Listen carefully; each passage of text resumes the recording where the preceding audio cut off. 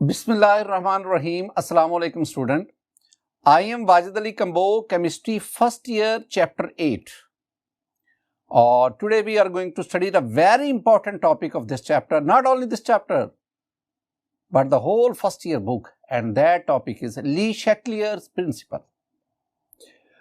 This topic will complete inshallah in 2 lectures.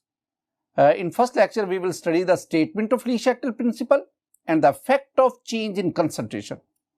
And the next lecture we will study the effect of change in pressure and volume along with effect of change in temperature and addition of catalyst. Student, let's start Le Chatelier principle. My dear students, Le Chatelier principle का मैं जो आगाज है वो introduction से करवाता हूँ. Le Chatelier principle, this principle was introduced by, जैसे कि नाम से जाहिर है, it was introduced by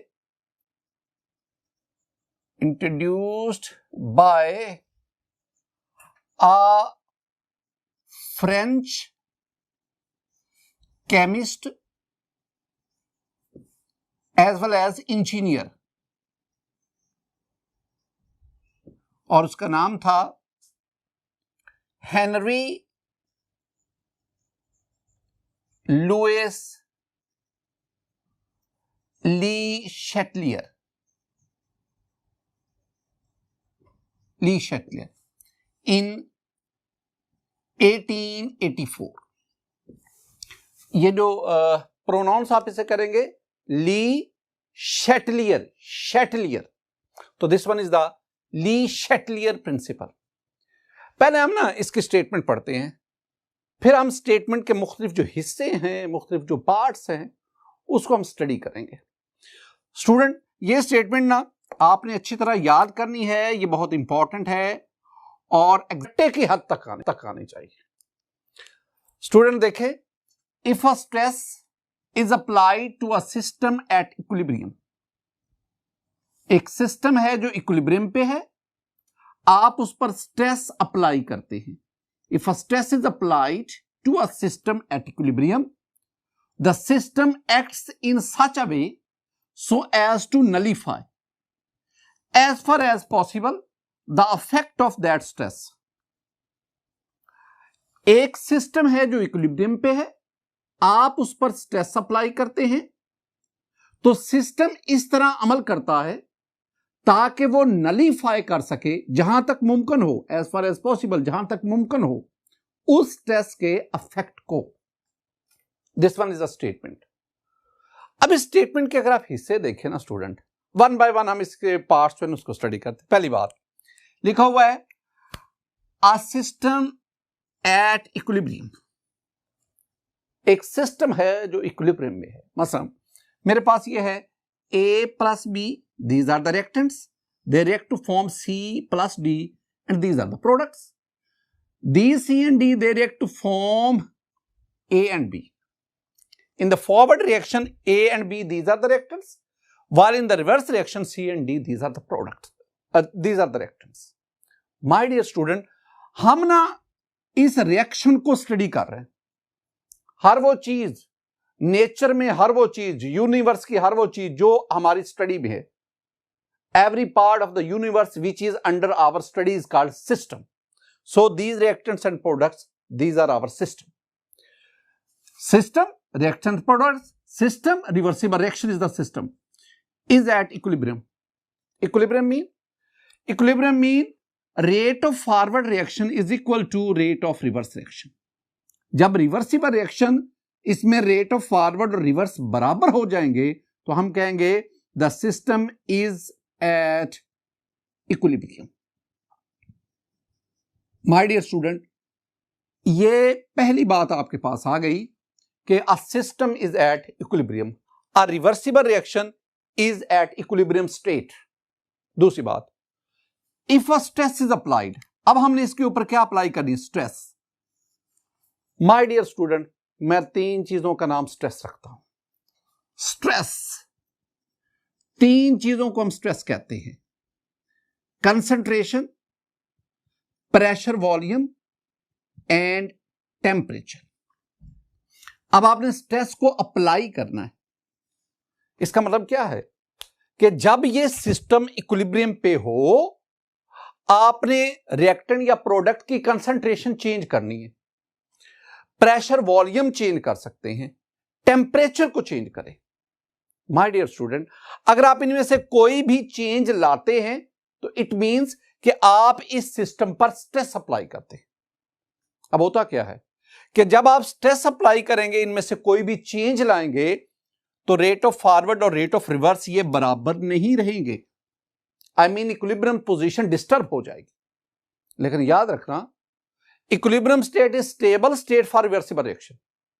ये जो रिवर्सिबल रिएक्शन है, इसकी जो स्टेबल स्टेट है, व्हाट इज स्टेबल स्टेट, जिस पे ये अपने ये इजी फील, तो that is the equilibrium state. तो equilibrium state is the stable state. जब आपने स्ट्रेस अप्लाई करके इसकी इक्विलिब्रियम स्टेट को डिस्टर्ब किया, तो अब क्या होगा, the system acts in such a way, यानी रिएक्शन फॉरवर्ड जाएगा या रिवर्स आएगा, the system acts in such a way so as to nullify, very important, system इस तरह एक्ट करेगा, आई मीन रिएक्शन फॉरवर्ड जाएगा या रिएक्शन रिवर्स आएगा, इस तरह एक्ट करेगा ताकि वो नलीफाई करे the effect of that stress, जो आपने स्ट्रेस अप्लाई की उसके। इसका मतलब क्या हुआ कि सिस्टम जो है वो दोबारा इक्विलिब्रियम स्टेट की तरफ बढ़ेगा, because equilibrium state is the stable state for this reversible reaction. ये एक चीज आ गई नलीफाई। नलीफाई, अभी तक जो मैंने बात की है ना, जरा उसको मैं एक सेंटेंस में अकोमोडेट कर देता हूं। सेंटेंस क्या है,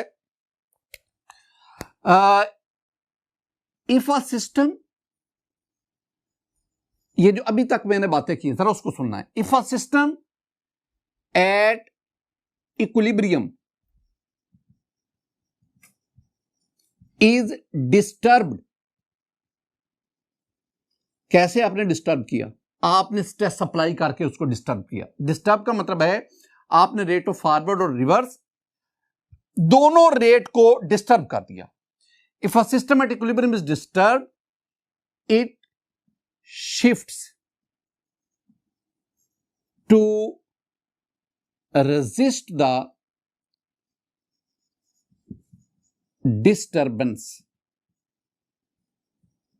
तो इसका मतलब है कि ये इस तरह एक्ट करेगा कि उस डिस्टर्बेंस को मिनिमाइज कर सके, कम से कम कर सके। एक लफ्ज आ गया ये वाला, नलीफाई।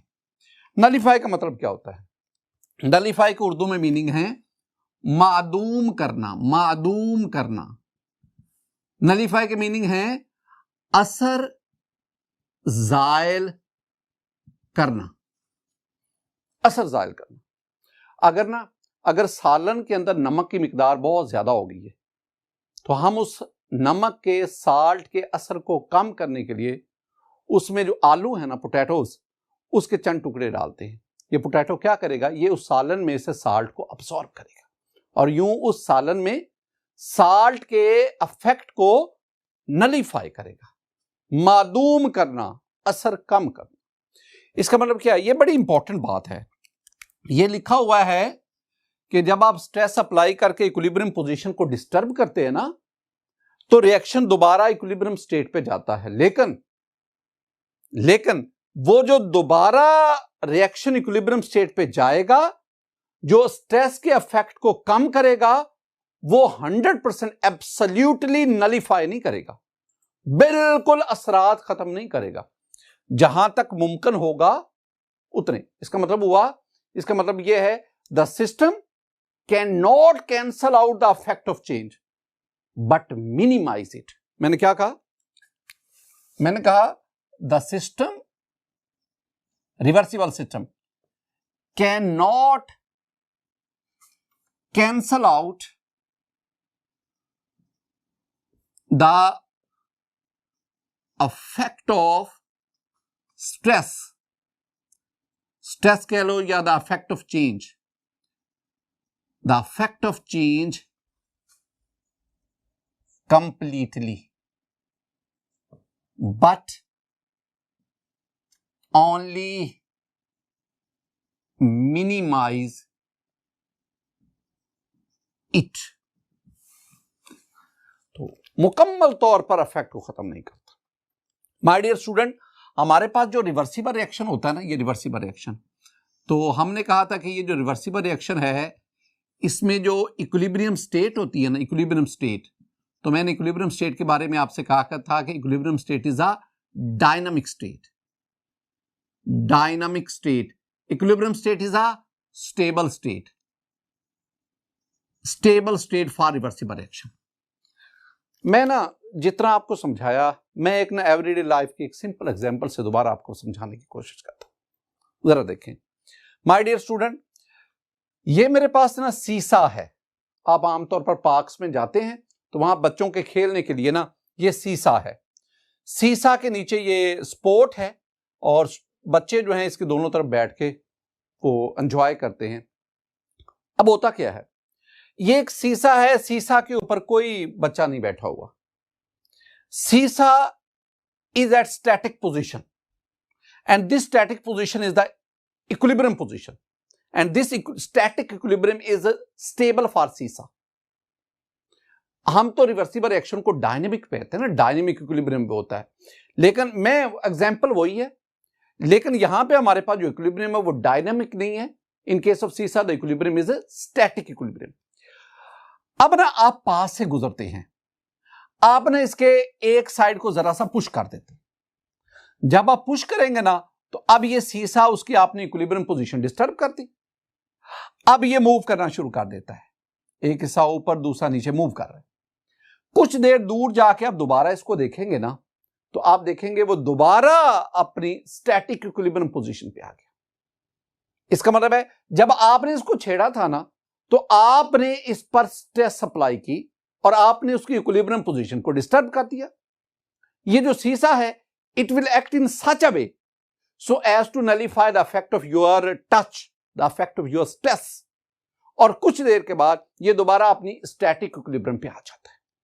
यही बात हम यहां पे भी कर रहे हैं। स्टूडेंट, हम ना ली शैटल प्रिंसिपल में तीन चीजें पढ़ेंगे। एक है effect of change in concentration, I mean तीन चीजें हम पढ़ेंगे। मेरे पास है effect of change in concentration, pressure volume और फिर टेम्परेचर। दो चीजें और भी हम स्टडी करेंगे, effect of change in catalyst और आखिरी जो चीज है एडिशन ऑफ इनर्ट गैस।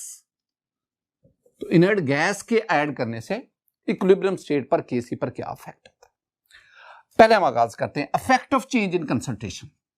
देखें स्टूडेंट, मेरे पास ये रिवर्सिबल रिएक्शन है, A plus B reversible C plus D. अगर मैं बार बार कहता हूं कि दीज आर द रिएक्टेंट्स, अगर हम फॉरवर्ड रिएक्शन की बात करें and these are the products, लेकिन अगर मैं रिवर्स रिएक्शन की बात करूं तो फिर ये रिएक्टेंट्स है, ये प्रोडक्ट है। ये कह रहे हैं कि this one is the left hand side and this one is the right hand side, और this reversible reaction at equilibrium. Equilibrium state का मतलब क्या है कि rate of forward reaction that is equal to rate of reverse. बार बार इस बात को आपको याद करवाने की कोशिश करो। अब होता क्या है, एक बात ज़हन में बिठाओ, लॉ ऑफ मैथ सेक्शन में हमने पढ़ा था कि rate is directly proportional to concentration. ये यहां बुनियादी चीज होगी। जितनी रिएक्टेंट की कंसंट्रेशन ज्यादा होगी रेट ऑफ फॉरवर्ड रिएक्शन ज्यादा होगा, और अगर प्रोडक्ट की कंसंट्रेशन ज्यादा होगी तो रेट ऑफ रिवर्स रिएक्शन ज्यादा होगा। ये बात ध्यान में रखिए। अब होता भला क्या है, आप ना जब ये रिएक्शन इक्विलिब्रियम स्टेट पे आ जाए, अब आपने कंसंट्रेशन में चेंज लानी है। आप रिएक्टेंट की कंसंट्रेशन चेंज कर लो या प्रोडक्ट की कंसंट्रेशन चेंज कर लो। चेंज इन कंसंट्रेशन का मतलब है या कंसंट्रेशन कम कर दो या कंसंट्रेशन बढ़ा दो। रिएक्टेंट की कंसंट्रेशन इंक्रीज करने का मतलब क्या है, इसका मतलब है कि आप और रिएक्टेंट ऐड करो। रिएक्टेंट की कंसंट्रेशन कम करने का क्या मतलब है कि आप रिएक्शन मिक्सचर में से रिएक्टेंट जो है उनको रिमूव करवा लो। यही बात आप प्रोडक्ट की करते हैं। अब हमने क्या करना है, हम ये कहेंगे कि जब ये रिवर्सिबल रिएक्शन इक्विलिब्रियम स्टेट पे आता है, अगर आप कंसंट्रेशन ऑफ रिएक्टेंट बढ़ाते हैं, कंसंट्रेशन ऑफ रिएक्टेंट आप इंक्रीज करते हैं, बढ़ाते हैं, जब रिएक्टेंट की कंसंट्रेशन बढ़ेगी तो इसका मतलब है फॉरवर्ड रेट बढ़ जाएगा, और जब फॉरवर्ड रेट बढ़ेगा तो इसका मतलब है इक्विलिब्रियम किधर शिफ्ट हो जाएगा, फॉरवर्ड डायरेक्शन में। और फॉरवर्ड डायरेक्शन का मतलब है कि rate of forward reaction will be greater than rate of reverse, और कुछ देर के बाद दोबारा जो है दोनों रेट्स आपस में बराबर हो जाए। मेरी बात को दोबारा सुने, मैंने कहा कि when this reaction is at equilibrium state, if we increase the concentration of reactant by adding more reactants, the equilibrium will shift in the forward direction. The equilibrium will shift in the right side, right direction. So the rate of forward reaction will be more than rate of reverse reaction. और कुछ देर के बाद दोनों rates दोबारा equal हो जाएंगे। I mean, कुछ देर के बाद इक्विलिब्रियम स्टेट दोबारा एस्टेब्लिश हो जाएगी। इसके बरक्स अगर आप रिएक्टेंट की कंसंट्रेशन को कम करते हैं, रिएक्टेंट कम कर दिया, अगर आप रिएक्टेंट की कंसंट्रेशन कम करेंगे, इट मींस कि कंसंट्रेशन कम होगी तो रेट स्लो हो जाएगा। रिएक्टेंट कंसंट्रेशन कम करने का मतलब है कि रेट ऑफ फॉरवर्ड स्लो हो जाएगा। जब स्लो होगा तो इक्विलिब्रियम किधर शिफ्ट हो जाएगा, रिवर्स साइड। दो बातें ध्यान में रखो, अगर रिएक्टेंट की कंसंट्रेशन बढ़ाओगे तो इक्विलिब्रियम राइट साइड पे शिफ्ट होगा, रेट ऑफ फॉरवर्ड रिएक्शन बढ़ जाएगा, रिएक्शन फॉरवर्ड डायरेक्शन में मूव करेगा। और अगर आप रिएक्टेंट की कंसंट्रेशन कम करेंगे तो इक्विलिब्रियम लेफ्ट साइड पे शिफ्ट हो जाएगा, इट मीन रिएक्शन रिवर्स में मूव करेगा, और कुछ देर के बाद दोबारा इक्विलिब्रियम एस्टेब्लिश हो जाएगा। यही बात आप इधर भी कर सकते हैं। इधर हम क्या करेंगे कि if we increase the concentration of product, अगर प्रोडक्ट की कंसंट्रेशन बढ़ाएंगे तो इक्विलिब्रियम लेफ्ट पे शिफ्ट हो जाएगा। Equilibrium is shifted on left side, ये सेंटेंस लिखना है। और जब इधर, तो इसका मतलब है रिवर्स रिएक्शन जो है ना, नेट रिएक्शन रिवर्स की तरफ चल पड़ेगा। अब ये जो मैंने आपसे गुफ्तगू की, अगर इसको मैं कंक्लूड करूं तो मैंने आपसे कहा स्टूडेंट, मैंने आपसे पहली बात ये की कि इफ कंसंट्रेशन ऑफ रिएक्टेंट, या दूसरी बात करो, रिएक्टेंट की कंसंट्रेशन बढ़ाओ, रिएक्शन फॉरवर्ड जाएगा। एक और सूरत हाल है जिसमें रिएक्शन फॉरवर्ड जाएगा, वो है कि अगर concentration of product is decreased. इन दोनों सूरत हाल में क्या होगा, दो बातें आप लिखेंगे, equilibrium is shifted towards right, और दूसरी बात आप क्या कहेंगे, आप कहेंगे जो नेट रिएक्शन है वो फॉरवर्ड मूव करेगा, reaction is moved in forward direction। तो नेट रिएक्शन किधर जाएगा, फॉरवर्ड। इसके बरक्स दूसरी आप बात करें, दूसरी हम बात ये करेंगे कि अगर if concentration of reactant is decreased या concentration of product is increased, product बढ़ा दो रिएक्शन रिवर्स आएगा, रिएक्टेंट कम कर दो रिएक्शन रिवर्स आएगा। तो इस सूरत में हम क्या कहेंगे, हम कहेंगे कि equilibrium is shifted towards left, equilibrium left पे शिफ्ट हो जाएगा, और इसका मतलब क्या हुआ कि reaction moves in reverse direction, reaction जो है वो रिवर्स डायरेक्शन में मूव करेगा। मैं आपके साथ ना दो एग्जांपल्स शेयर करता हूं स्टूडेंट। एग्जांपल नंबर 1, जरा गौर से, एग्जांपल है मेरे पास bismuth chloride BiCl3, bismuth chloride when it is dissolve in water,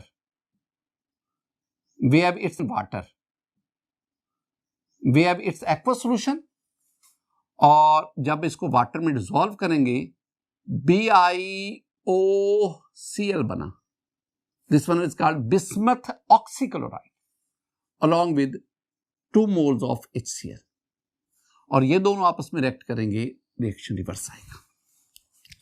bismuth chloride when dissolved in water we get a milky solution, और that milkiness is due to the presence of bismuth oxychloride. जरा ये ध्यान में रखना कि ये जो bismuth chloride है BiCl3, ये पानी में हल होता है, ये soluble in water, soluble in water, and it has a colorless solution.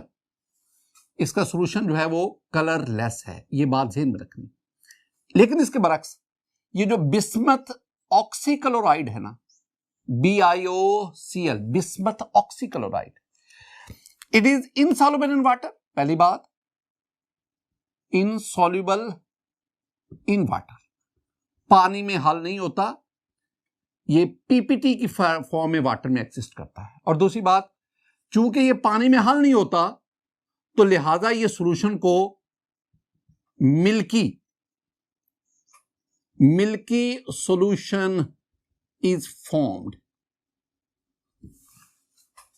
अच्छा, जरा ना इस चीज को देखिएगा, ये मेरे पास वाटर है, इस वाटर में मैंने बिस्मथ क्लोराइड को डाला, BiCl3 को डाला। माय डियर स्टूडेंट, जब आप बिस्मथ क्लोराइड को वाटर में डालेंगे ना, तो आप देखें कि वो बिस्मथ क्लोराइड जो ही वाटर में जाएगा, it will form the bismuth oxychloride and HCl। Due to the formation of bismuth oxychloride the solution turns milky. ये सॉल्यूशन जो है ये मिल्की होता जाता है। Why? Because bismuth oxychloride is insoluble in water, और इनसॉल्युबल होने की वजह से द सॉल्यूशन टर्न्स मिल्की। तो सॉल्यूशन जो है वो, जितना बिस्मथ ऑक्सीक्लोराइड की कंसंट्रेशन ज्यादा होगी उतनी मिल्कीनेस ज्यादा होगी। मैंने क्या कहा? मैंने आपसे कहा कि BiOCl, bismuth oxychloride, concentration of bismuth oxychloride directly proportional to milkiness. बाज बुक्स में लिखा हुआ है कि bismuth oxychloride is artificial milk, but some cosmetic companies say that bismuth oxychloride is better for skin than talc. So it is used in cosmetic industry. Bismuth oxychloride is used in cosmetic industry.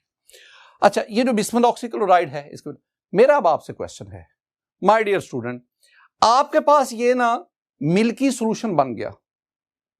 मेरा question जरा गौर से सुनना है और मुझे answer करना है। अगर आप इस मिल्की सॉल्यूशन में वाटर ऐड करें, when you add water in this milky solution, क्या इसकी मिल्कीनेस डीप होगी या मिल्कीनेस डिसअपीयर होगी? This is my question. अब ना आप मुझे इसका आंसर बताएंगे, क्या आंसर है? आप आंसर बताने के लिए ना इस रिएक्शन को देखें। My dear student, bismuth oxychloride की अगर कंसंट्रेशन ज्यादा होगी तो मिल्कीनेस ज्यादा होगी, और अगर बिस्मथ ऑक्सीक्लोराइड की कंसंट्रेशन कम होगी तो मिल्कीनेस डिसअपीयर होती जाएगी। इसका मतलब है अगर रिएक्शन फॉरवर्ड जाएगा तो बिस्मथ ऑक्सीक्लोराइड ज्यादा बनेगा और यूं मिल्कीनेस वो डीप होती जाएगी, ज्यादा होती जाएगी। अगर रिएक्शन रिवर्स आएगा तो बिस्मथ ऑक्सीक्लोराइड की कंसंट्रेशन कम होगी और यूं मिल्कीनेस डिसअपीयर होती जाएगी। आपने ऐड क्या किया? वाटर ऐड किया। माय डियर स्टूडेंट, अगर हम वाटर ऐड करेंगे ना, water is the reactant, if we increase the concentration of reactant the reaction move in forward direction, और फॉरवर्ड डायरेक्शन में जाने का मतलब है कि बिस्मथ ऑक्सीक्लोराइड मजीद बनता जाएगा और इसके बनने की वजह से मिल्कीनेस जो है वो डीप होती जाएगी। इसका मतलब क्या हुआ? इसका मतलब है कि जब आप इस मिल्की सॉल्यूशन, इसके अंदर मजीद वाटर ऐड करेंगे तो इसकी मिल्कीनेस डिसअपीयर नहीं होगी, बल्कि यह ज्यादा मिल्की होता जाएगा, इसकी मिल्कीनेस डीप होती जाएगी। इसके बरक्स अगर आप इसके अंदर HCl ऐड करेंगे, HCl इज द प्रोडक्ट, और addition of product it will move the reaction in the reverse direction, और इसका मतलब है बिस्मथ ऑक्सीक्लोराइड की कंसंट्रेशन कम होने से मिल्कीनेस डिसअपीयर होती जाएगी।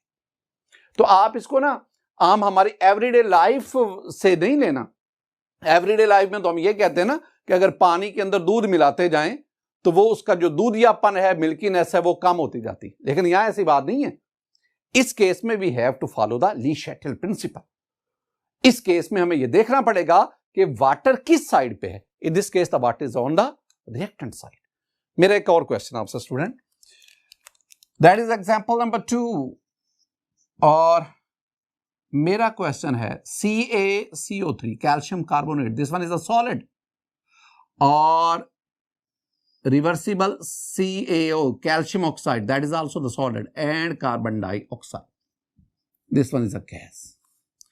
Calcium carbonate, when decomposed, it forms a calcium oxide along with carbon dioxide. These two are the solids while carbon dioxide is a gas. मेरा क्वेश्चन है कि ये इक्विलिब्रियम स्टेट पे है, at equilibrium state, what will happen if we add carbon dioxide and calcium carbonate? तो equilibrium position reaction किधर move करेगा?